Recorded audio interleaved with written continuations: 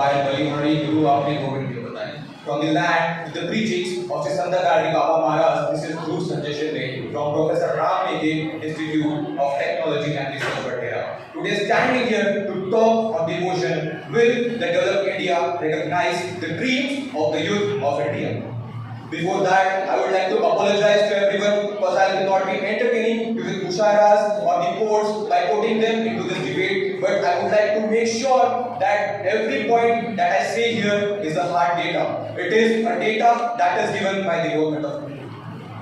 We have to understand that the blueprint of the developed India is not necessarily of the people who are young in this country. It is predetermined by the people who are in parliament and the people before them. No one is here to talk about what youth wants.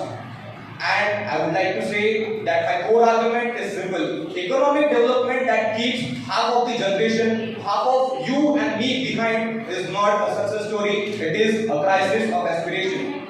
I stand here to promote the data of India's skill report given in August 2025. I repeat, August 2025. It states that India employability rate is up to 55% only.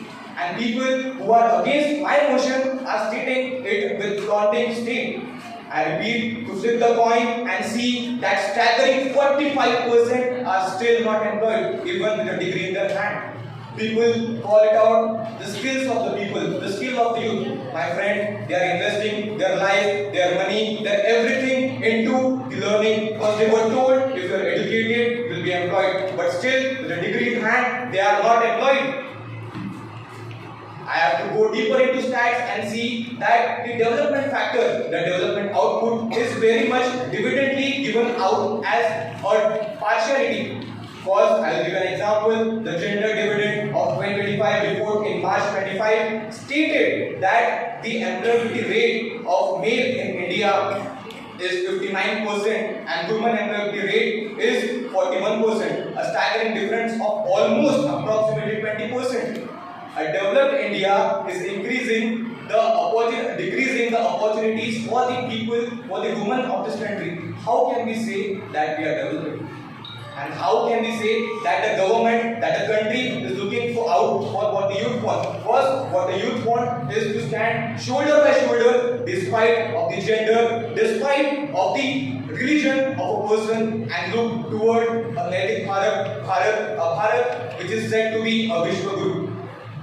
Getting into data, I would like to also state that unemployability rate of today's India is at a staggering 14.9% of the youth from the age of 15 to 29.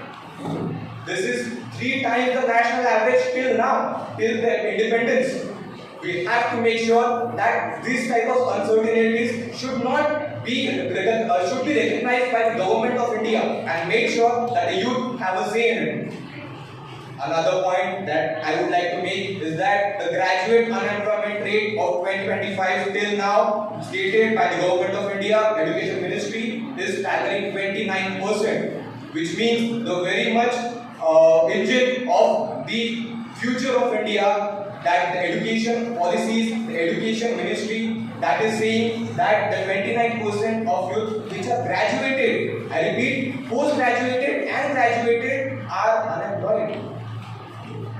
How can we say that India is standing to be a developed country when the youth of the country are not even recognized?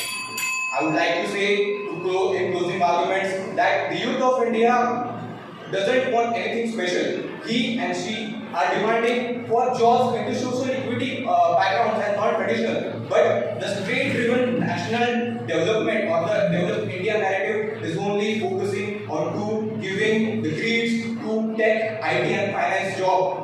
And the people of different professions such as artists are forced to be a coder. A social worker is forced to be a salesman. How can this be? Because a nation's development is not measured by the height of its building, but its extent to make sure that the young generation will be fulfilling their dreams and fulfilling their lives. I repeat, this motion is against the values of the youth because youth are not given a chance to speak in. I thank for letting me speak in this topic. I really Thank you.